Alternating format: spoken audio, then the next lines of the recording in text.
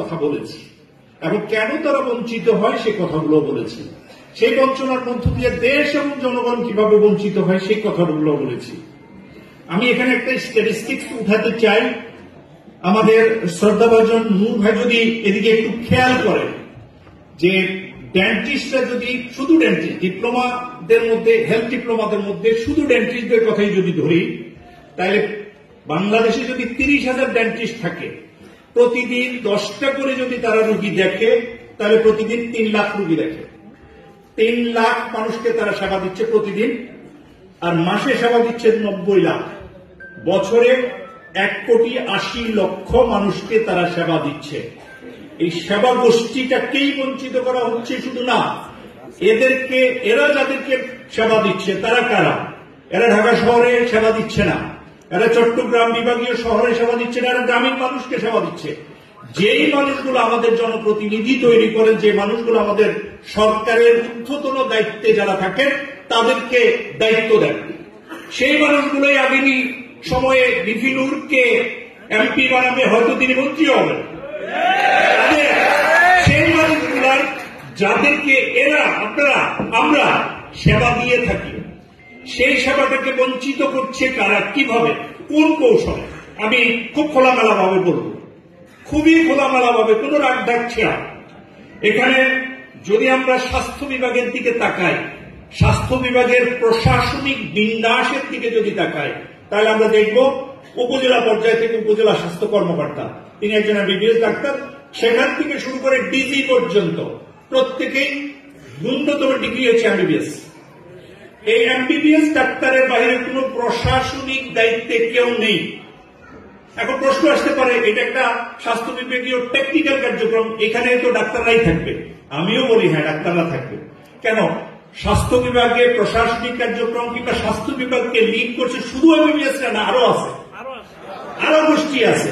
আমরা যদি ফার্মেসিকে ধরি, এটাও মেডিকেল সায়েন্সের অংশ। আমরা যদি মাইক্রোবায়োলজি ধরি, সেটাও মেডিকেল সায়েন্সের অংশ। আমরা যদি নার্সদেরকে ধরি, আজকে নার্সরা পিএইচডি করতেছে। কোন নার্স কখনো কোন নার্স কখনো সিভিল সার্জন হচ্ছে, এটা শুনেছেন? হয়নি। কেন?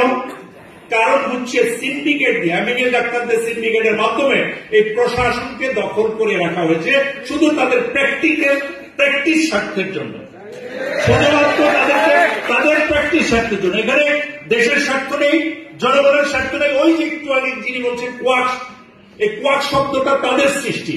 এই কোয়াক শব্দটাকে ব্যবহার করে আমাদের নেতৃত্বকে বিভ্রান্ত করা হচ্ছে, আমাদের সিভিল প্রশাসনকে বিভ্রান্ত করা হচ্ছে।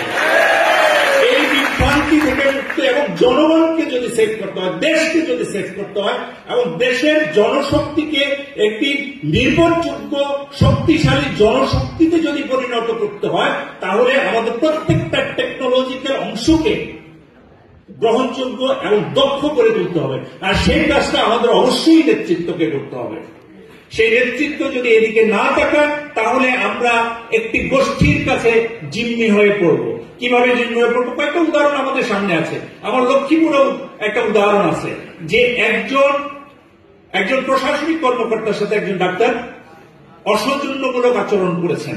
সেটার প্রতিবাদ যখন তাকে একটা মোবাইল কোর্টের মাধ্যমে তাকে যখন একটা শাস্তির ব্যবস্থা করা হয়েছে, তখন সকল ডাক্তাররা কার্যক্রম বন্ধ করে দিয়েছে, স্ট্রাইক করেছে।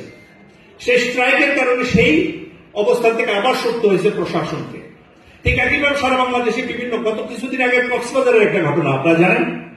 এরও আগে সম্ভবত বরিশাল নাকি অন্য কোন মেডিকেল কলেজে চেইন খুলে একটা প্রদর্শনের কথা নিশ্চয়ই আপনারা শুনেছেন, দেখেছেন, যে সাংবাদিকদেরকে চেইন খুলে দেখানো হয়েছে। এরকম একটা ঘটনা আছে। এই যে এত কিছু করার পর তাদের বিরুদ্ধে কোনো কথা নাই। কেন নাই? কারণ হচ্ছে টোটাল প্রশাসনিক শক্তিটা তাদের কাছে, তাদেরকে দিয়ে দেওয়া হয়েছে, কিংবা তারা সেই কৌশলে সেই প্রশাসনিক জায়গাটাকে দখল করে রেখেছেন। আর যার ফলে আজকে বিএমডিসি তাদের দখলে, আজকে বাংলাদেশ চিকিৎসা অনুষদ তাদের দখলে, নীতি নির্ধারণী সকল কর্মকাণ্ড তাদের দখলে। যার ফলে অন্য কোন গোষ্ঠীর কোন মর্যাদা নাই, কোন সম্মান নাই, কোন কার্যক্রমের কোন স্বীকৃতি নাই। যার ফলে তারা সংকল্প হয়ে আমাদের গোষ্ঠীকে চাপিয়ে রাখা হয়েছে এবং দেশকে জিম্মি করে রাখা হয়েছে। আজকে দেশের সরকার জিম্মি, আজকে দেশের জনগণ জিম্মি, আজকে দেশ জিম্মি। আজকে এই যে গোষ্ঠীটা, এটা যখনই শক্তিশালী হতো, শুধু দেশের সম্পদ হিসাবে না, এটা বিদেশে এই সম্পদটা, এই দক্ষ জনশক্তি আমরা পাচার করতে পারতাম, কিন্তু এটা কোনো স্বীকৃতিই নেই। এবং এই স্বীকৃতিটা ইচ্ছাকৃত, কারণ এই স্বীকৃতিটা যদি দেওয়া হয়, বিদেশের জন্য যদি তোলা করতে হয়, তাহলে দেশের জন্য তো এটা ইফেক্টিভ হয়ে দাঁড়াবে, আর ইফেক্টিভ হয়ে দাঁড়ালে তাদের স্বার্থগত প্রবলেম